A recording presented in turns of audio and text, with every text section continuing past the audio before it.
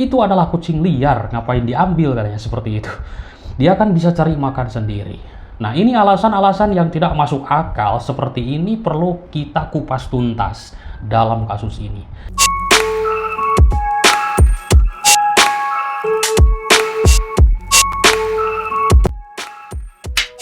Baik teman-teman, kita lanjutkan kembali pembahasan di dalam kasus pembunuhan Ibu Tuti dan Amalia di Subang, Jawa Barat ini. Tentunya ini sangat merinding sekali saya ketika menyimak dari berbagai pemberitaan bahwa adanya obstruction of justice. Ini yang harus dicecar oleh pihak penyidik tentunya teman-teman.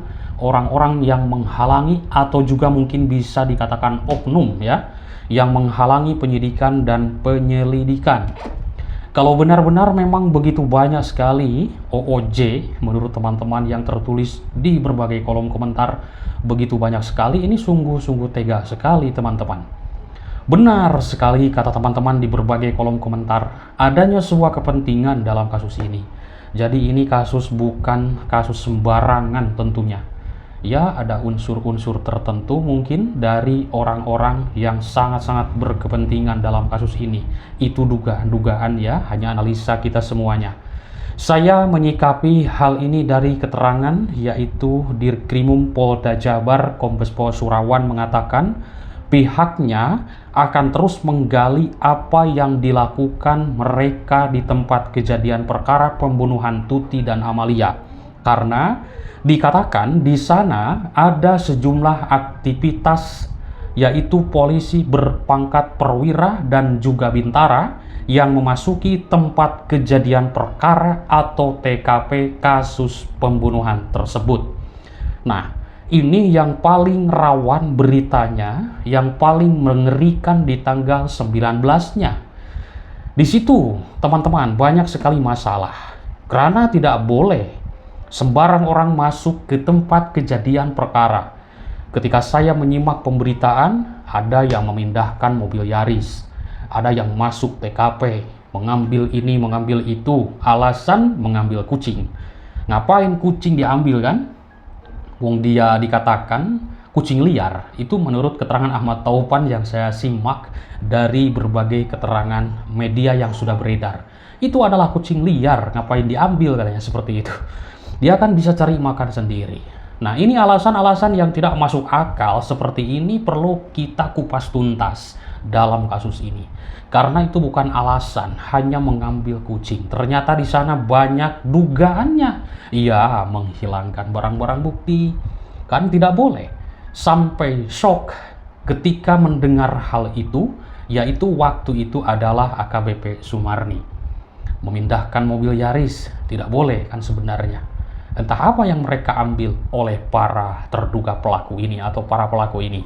Bisa saja kan dugaannya menghilangkan barang bukti, menghapus jejak-jejak yang sudah ada di TKP tersebut. Itu kan data-data penting. Karena semua masalah menurut Pak Benny Mamoto waktu itu, pengungkapan sebuah kasus adalah sumbernya dari tempat kejadian perkara. Lah kalau tempat kejadian perkaranya sudah rusak, mau mencari data dari mana? Ini kan terlihat menemui jalan buntu, teman-teman. Meskipun sekarang sudah ada yang ditetapkan 5 tersangka oleh pihak kepolisian, namun yang kita simak kasus Subang ini, ya secara kasar masih menggantung karena belum adanya persidangan utama. Kombes Pol Surawan mengatakan pihaknya merasa perlu mendalami hal tersebut karena peristiwa yang sudah berlangsung lama itu membuat penyidik relatif kesulitan. Pasti kesulitan lah teman-teman kalau misalkan tempat kejadian perkara sudah rusak, minimnya alat bukti, barang bukti di tempat kejadian perkara, dikabarkan adanya obstruction of justice atau adanya orang-orang yang menghalangi, merintangi dalam hal penyidikan dan penyelidikan, ya tentunya menemui jalan buntu.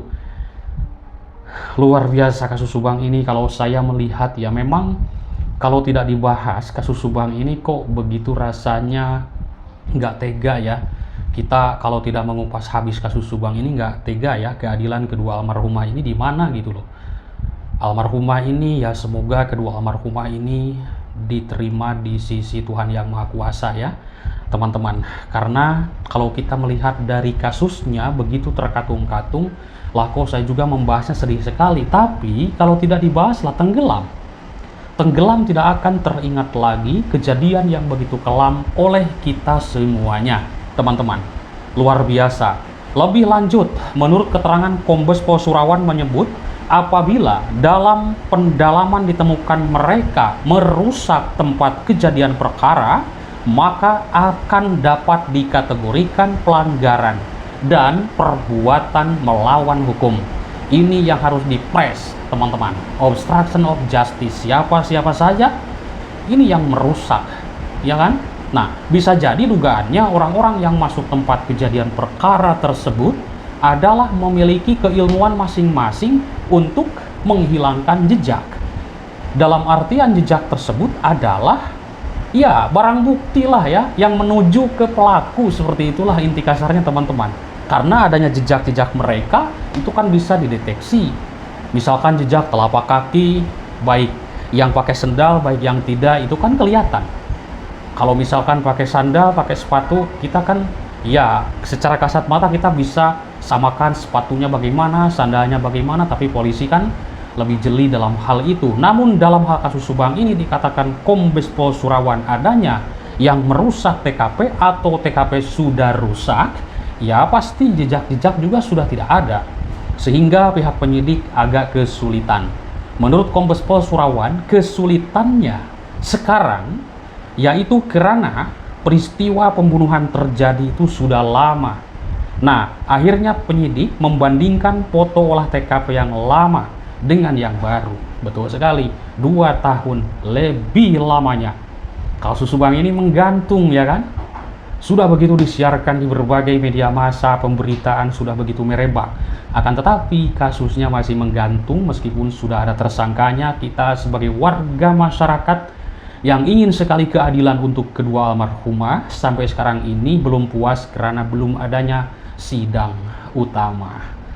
Karena di sidang utama ini akan menentukan siapakah sebenarnya pelaku, siapakah sebenar-benarnya dalang atau orang yang tidak melakukan itu akan ketahuan.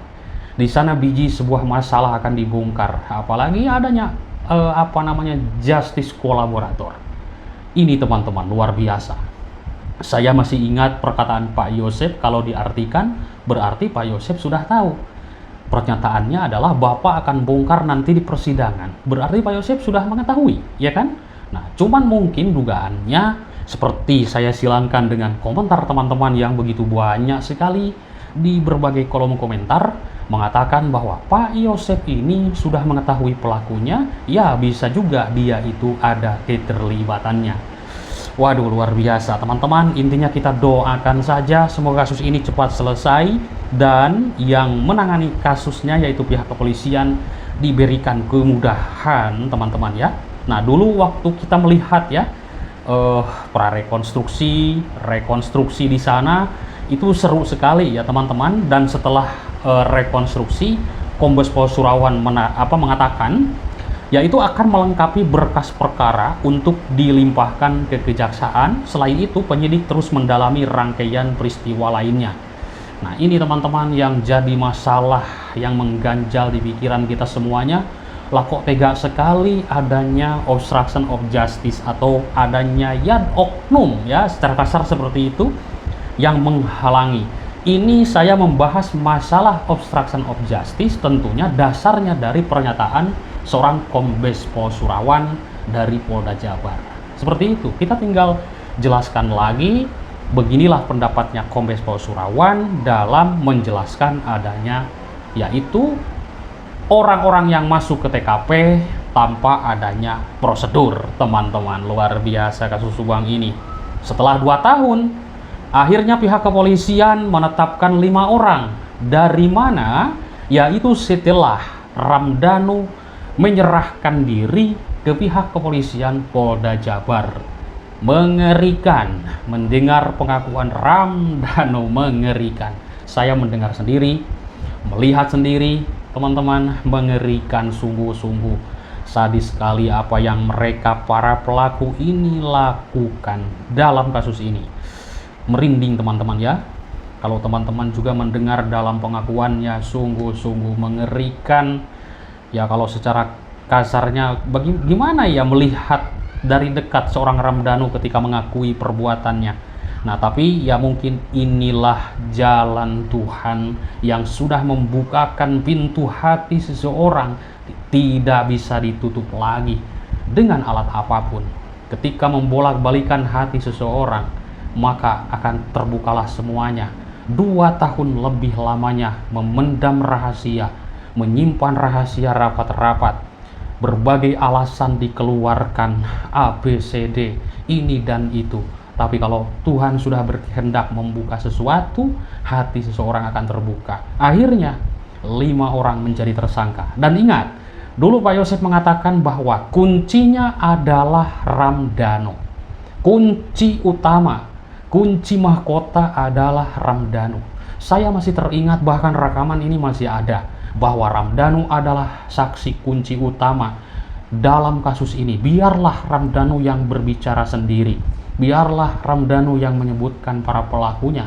Ternyata begitu Ramdhanu menyebutkan para pelaku, kita sangat-sangat dikagetkan bahwa para pelaku itu adalah orang-orang yang begitu sangat dekat dengan kedua korbannya, hidup berbarengan, ya kan, tiap hari bersama, bekerja tiap hari bersama. Mereka adalah orang-orang yang sangat dicintainya oleh kedua almarhumah. Mereka adalah pelakunya. Itulah pengakuan Ramdhanu, teman-teman. Luar biasa, teman-teman, kasus Subang ini. Intinya kasus Subang ini, viralkan, jangan bosan-bosan dulu, karena kasus ini akan tenggelam jika tidak dibahas. Cerita kasus Subang, pemberitaannya masih panjang sekali.